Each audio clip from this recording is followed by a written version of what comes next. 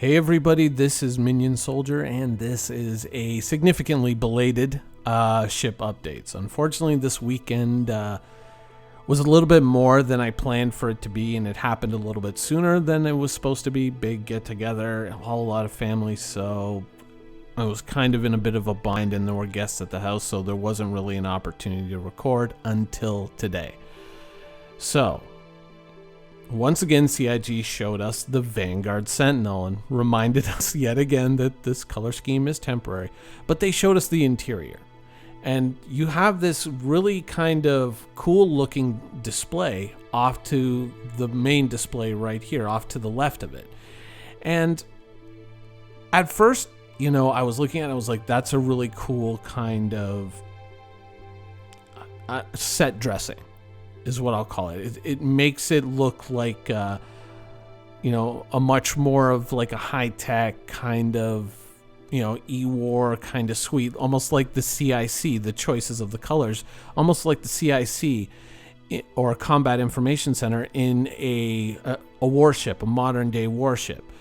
So I really liked those touches. Now, as for it being a functional display, well, you have to remember that Star Citizen is a first-person game. So if you've got somebody flying the ship and it's a two-man vessel, and the other person is looking at that main display and operating things off there, then it could be somewhat problematic to look all the way over to your left to see that display.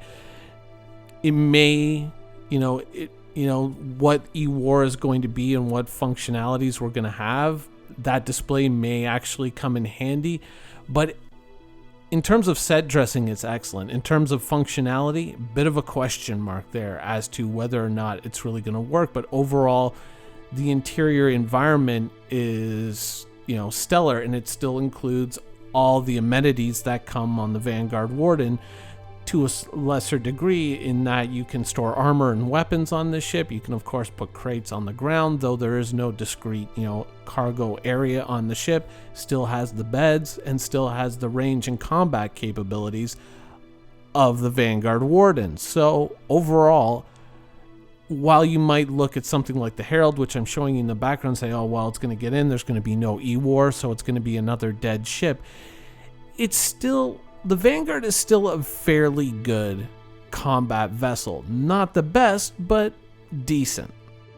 The truth is, with the Vanguard's combat capability, it's very difficult to kind of nail things down. For one, you've got a flight engine, which is nowhere near even getting to a polished state. It seems that major changes are always around the bend, and CIG is always kind of trying to find that mix between cinematic and realistic, and right now it just doesn't feel like they're anywhere close to getting to where they should be. That factored with the difficulty of not really having an open selection of weapons for the ship. I think that the nose guns being limited to that one type of gun, as they were in the very beginning, was, like, at the time I said it, and I'll reiterate it, when the ship first came out, when they first announced it, that was a bad decision. That was a really, just a tragic mistake, and very short-sighted. With a wider selection of weapons, which supposedly we are going to get in the future for the nose cannons, that could change how it is or how the Vanguard behaves in combat. It could change the nature of fighting in the Vanguard in a pretty profound way that you don't get when you only have that rigid selection of one set of guns that you can put in the nose.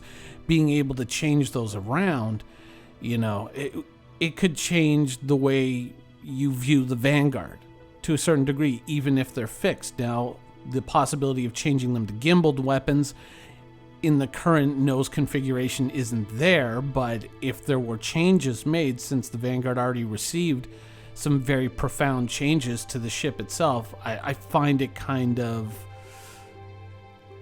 a little bit nonsensical that the nose wasn't given a second look, in terms of possibly creating a little mini turret for the 4 guns that hung on the nose. Something of that nature, but we'll have to wait and see how things shape up. The potential for a good fighter is there, but it needs the right flight engine and it needs a variable selection of weapons. Now, of course, CIG always reminds us, the last couple of weeks, that the color scheme for the Vanguard is, a work in progress. They've shown us the blue and yellow design, which seems to be the Vanguard Sentinel's current color palette that they're going for. Now, I like the classic one, but if you want to go with something a little different than that, I think the community has supplied some really decent looks for the ship. Now, before I leave the Sentinel alone, one other thing that could have a profound impact in its combat capabilities is, of course, electronic warfare. But that is still something that we are waiting to see manifest in the game, and we're obviously not going to get it in 3.7, though we are getting mission sharing, which is something to get excited about. Now, don't worry, I haven't forgotten about the Harbinger.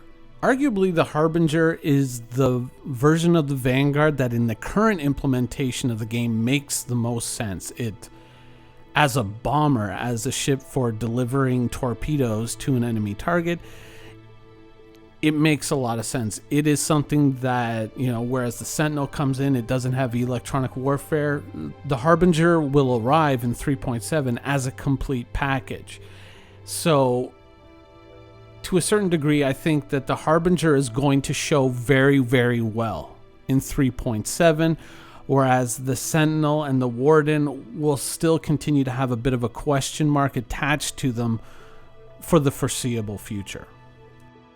Now, beyond this, of course, we also got one hell of a developer talk, and when you're getting Brian Chambers, Todd Pappy into a video, you're going to get some real information. And it kind of went a long way to kind of explain staggered development. And if you remember the final Calling All Devs with Todd Pappy, I believe that was the one where he expressed a certain amount of frustration with having to put features into the game that he felt were not completely finished, or he felt that there was more work yet to be done on that. And here he's, of course, elaborating on that and talking about how staggered development allows them to better prepare a feature for the persistent universe so that when it comes into the persistent universe, it doesn't run the risk of breaking the persistent universe. And some of the things that he was talking about, how, for us as outsiders to the Star Citizen experience, because once again, we don't work at CIG, so we don't get that, that insider information of what's coming and what's really going on behind the scenes. The experience from 3.0 to 3.4 was, I think, generally a very positive experience. It was only beyond that when the game really started to break down and some of the patches really kind of gutted the game. We went from being able to play for maybe 15 minutes, if you were lucky, in 3.0 to hours of stable gameplay in 3.3 and 3.4. And beyond that, things started to really kind of fall apart again. So, there's a lot of things that they were talking about that were really good, that were solid pieces of information. And I really recommend that you go check out Star Citizen's YouTube channel. I'll try to remember to put a link in the description below to this video.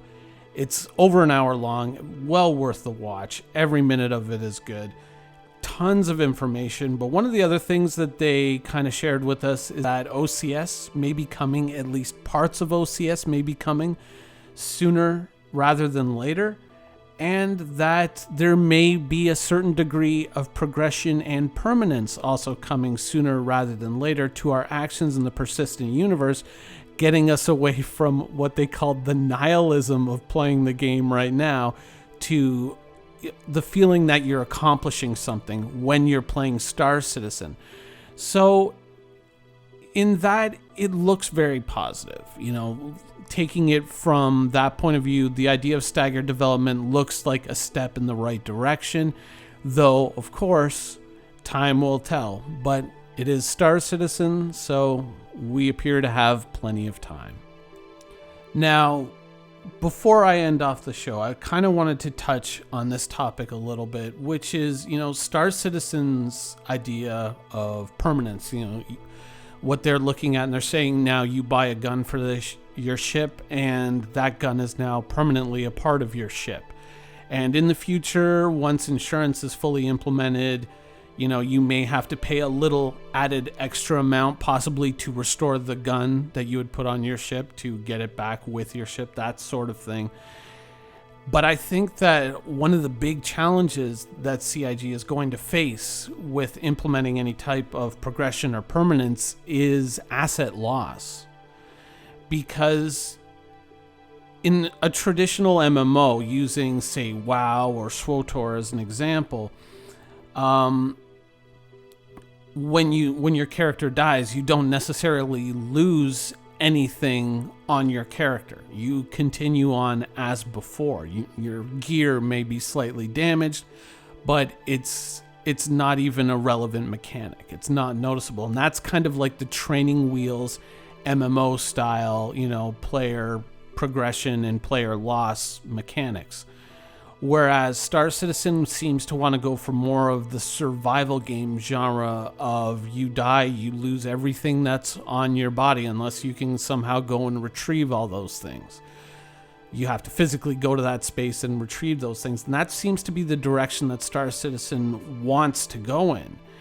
But you have to have a very stable game environment to justify those types of mechanics, because if a player loses to another player and they lose their possessions, lose their guns, lose whatever their cargo is, that's fine. That's part of the game. That's part of the game as advertised originally.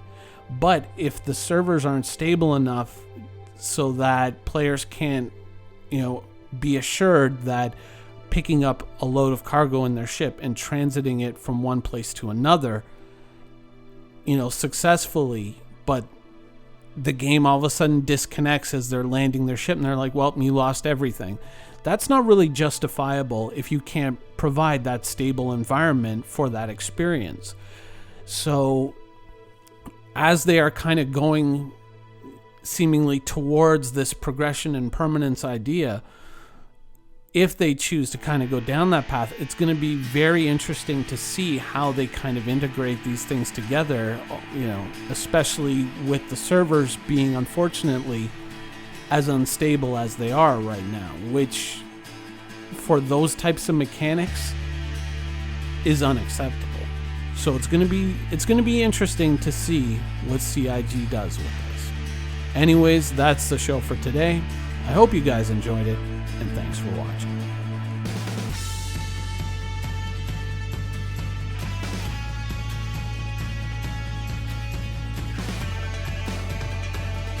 Thank you for watching. So if you want to keep up with the latest and greatest in Star Citizen Squadron 42 development, please follow us on our social media channels. See you soon.